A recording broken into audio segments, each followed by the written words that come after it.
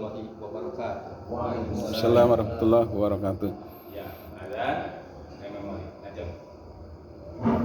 Innal hamdalillah nahmaduhu wa nasta'inuhu wa nastaghfiruhu wa na'udzubillahi min shururi anfusina wa min sayyiati a'malina.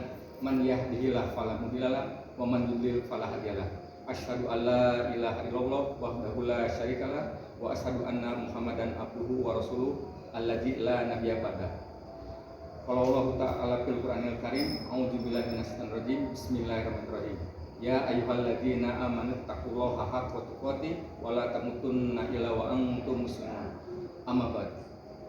Ikhwatul iman jamaah Jumat rahimakumullah, puji dan syukur hanya milik Allah yang telah mencurahkan segala nikmatnya kepada kita, baik nikmat iman, nikmat Islam maupun nikmat kesempatan, sehingga kita semua bisa berkumpul di tempat yang mulia ini untuk melaksanakan ibadah salat Jumat berjamaah.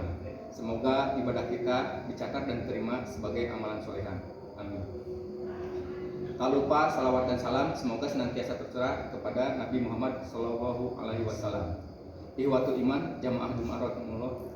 Pada kesempatan kali ini, khotib mengajak khususnya kepada diri pribadi dan umumnya kepada ikhwatul iman rahimakumullah, marilah kita bertakwa dengan sebenar-benarnya takwa.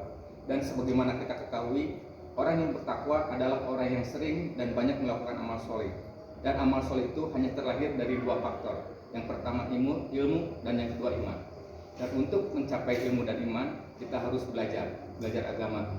Sebagaimana sabda Rasulullah SAW dalam hadis riwayat Ibnu Majah nomor 244 yang berbunyi, Thalabul ilmi fardhatun 'ala kulli muslimin, yang artinya menuntut ilmu atau belajar agama hukumnya wajib bagi setiap muslim. Dari hadis ini merupakan dalil bahwa setiap muslim harus belajar agama dan hukumnya adalah wajib. Wajib di sini wajib ain karena ada kalimat ala kulli.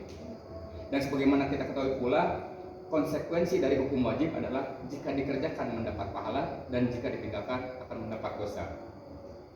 Untuk itu, setiap kita belajar agama ada beberapa hal yang perlu diperhatikan, yaitu pertama kita harus belajar apa, yang kedua syarat belajar, yang ketiga syarat mengajar, yang keempat tahapan belajar, dan yang terakhir doa belajar.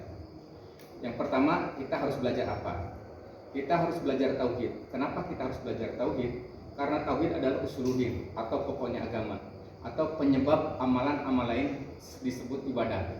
Sholat kita, zakat kita, puasa kita, haji kita akan bernilai ibadah jika tauhid kita benar. Maka dari itu, hal yang pertama harus kita pelajari adalah tauhid. Tauhid berasal dari kata wahada yuwahhidu tauhidan, yang berarti menyatukan atau mengesahkan. Namun yang perlu digarisbawahi adalah menyatukan di sini bukan asalnya banyak menjadi satu, tapi menafikan yang lain dan hanya Allah lah yang berhak untuk diibadahi. Dan tauhid tersebut ada tiga: tauhid rububiyah, tauhid uluhiyah, dan tauhid asma wa sifat. Tauhid rububiyah adalah tauhid yang berkaitan dengan af'aulullahi, yaitu pekerjaan-pekerjaan Allah.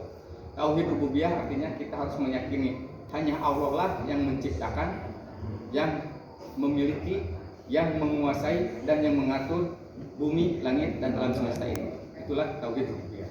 Dan yang kedua adalah tauhid uluhiyah. Tauhid uluhiyah adalah tauhid yang menyangkut af'alul abdi atau perbuatan-perbuatan hamba, atau dikenal juga dengan tauhid ibadah, yaitu kita harus beribadah seperti sholat, zakat, puasa, kurban, dan lain sebagainya hanya karena Allah semata. Dan yang terakhir adalah tauhid asma wa sifat. Tauhid asma wa sifat adalah kita harus meyakini nama-nama dan sifat-sifat yang Allah tetapkan untuk dirinya.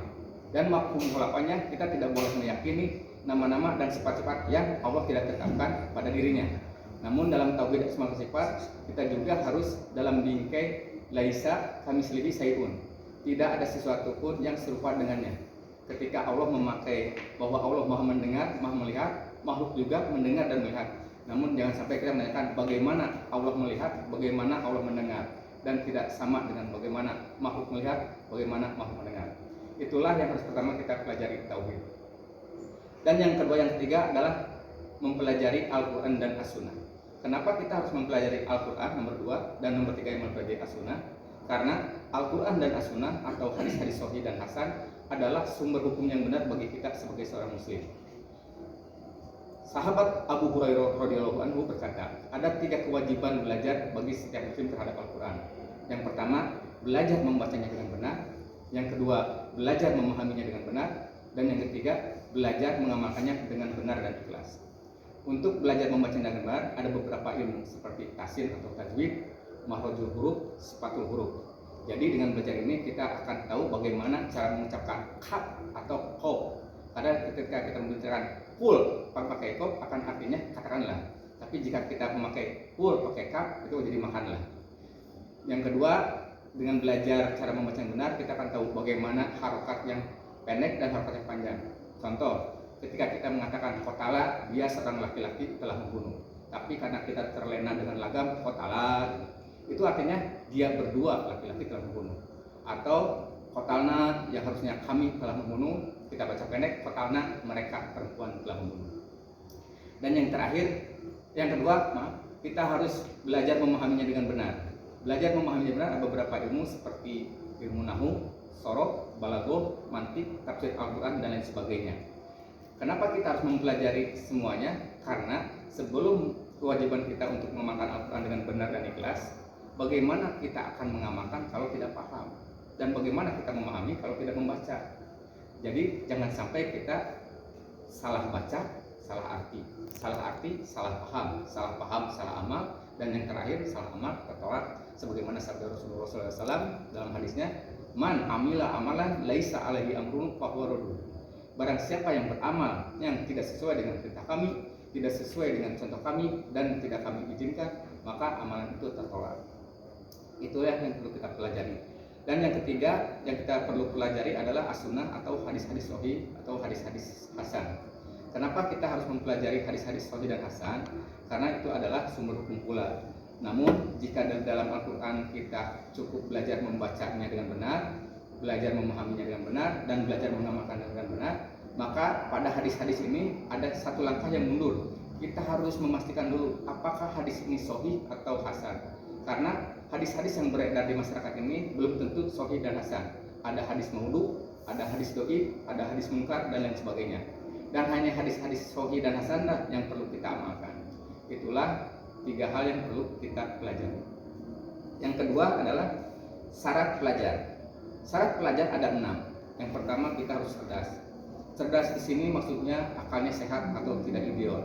Dan ulama membaginya jadi 2, kecerdasan pemberian dari Allah dan kecerdasan yang diusahakan. Kecerdasan yang diberikan oleh Allah yaitu ketika seseorang mudah memahami dan mudah menghafalkan. Untuk kita yang tidak diberikan kemudahan dalam memahami dan menghafalkan, kita harus berusaha memahami dengan banyak diskusi, banyak belajar. Kemudahan untuk menghafalkan, kita harus banyak mengulang pelajaran-pelajaran, dan insya Allah kita akan bisa. Yang kedua, setelah cerdas, kita harus bersungguh-sungguh. Dan di dalam belajar agama, karena itu adalah ibadah, kita harus bersungguh-sungguh. Sebagaimana pepatah mengatakan, menjada wajada. Barang siapa yang bersungguh-sungguh, maka akan berhasil.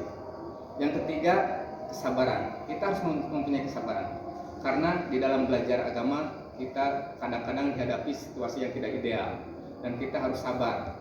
Dan pepatah juga mengatakan, man sabaro zufiro. Barang siapa yang sabar, maka akan beruntung.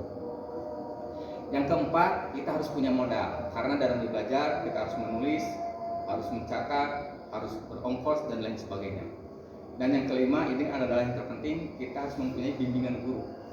Karena sebagaimana diucapkan oleh para ulama, jika kita belajar sendiri maka gurunya setan, dan jika kita salah memilih guru maka akan fatal akibatnya. Kita akan terjerumus pada taklid guru. Dan yang terakhir adalah kita harus meluangkan waktu yang panjang. Jadi tidak ada ilmu atau pelajaran yang didapatkan dengan instan. Belajar hari ini besok bisa, belajar hari ini besok hafal. Jadi kita harus meluangkan waktu yang panjang. Itulah syarat pelajar. Dan yang selanjutnya adalah syarat pengajar. Syarat pengajar hanya 2. Yang pertama, menguasai atau minimal memahami materi yang disampaikan. Dan yang kedua, harus berpegang teguh kepada Al-Quran dan Sunnah. Namun pada hakikatnya, walaupun seorang pengajar hanya memiliki 2 syarat, pada hakikatnya seorang pengajar harus mempunyai 8. Karena ketika seseorang sudah menjadi pengajar, kewajiban belajar tidak luntur. Karena kewajiban belajar minal mahdi ilal lahdi, mulai dari pangkuan hingga masuk ke leher atau meninggal. Itulah kewajiban belajar. Selanjutnya diam. Kita diam. Diam di sini bukan tidur, bukan bermain-main, tapi diam. Yang kedua, perhatikan. Ada 3 indera tempat masuknya ilmu. Yang pertama mata, yang kedua telinga, dan yang ketiga hati. Maka ketika kita belajar, bukalah ketiga indera tersebut supaya ilmu mudah masuk. Yang ketiga, pahami. Ketiga, hafalkan. Setelah kita memahami, kita menghafalkan. Ada 2 cara menghafalkan. Yang pertama diikat di dalam dada, dikumpulkan di dada, dan yang kedua ditulis dalam catatan. Imam Syafi'i pernah mengatakan, ilmu bagaikan binatang buruan, dan sungguh bodoh orang yang mendapatkan buruan namun tidak mengikatnya. Maka dari itu jika kita sedang belajar, kita mendapatkan ilmu, catatlah atau kumpulkan dalam dada. Yang selanjutnya adalah kita harus belajar mengamalkan. Setelah kita diam, paham, hafal, kita mengamalkan. Nah, inti dari ilmu adalah mengamalkan. Tidaklah seseorang dikatakan berilmu sehingga dia mengamalkan ilmu tersebut. Maka dari itu tujuan utama kita belajar agama atau menuntut ilmu yaitu untuk mengamalkan. Dan terakhir adalah menyampaikan. Jadi setelah kita memahami, menghafalkan dan mengamalkan, kita menyampaikan. Jangan sampai kita hanya menyampaikan tapi tidak mengamalkan. Nanti akan ada peringatan keras dari Allah sebagaimana firman-Nya dalam Al-Qur'an, kabur maqtan indallahi an taqulu ma la taqulu. Kemurkaan besar di sisi Allah bagi siapa yang mengatakan namun tidak mengerjakan. Itulah tahapan belajar. Dan yang terakhir adalah doa belajar. Doa belajar begitu banyak, namun ada 2 yang saya ambil. Yang pertama, Rabbi zidni ilman warzuqni faman, yang artinya, ya Tuhanku, tambahkan ilmu kepadaku dan rezekikan pemahaman kepadaku.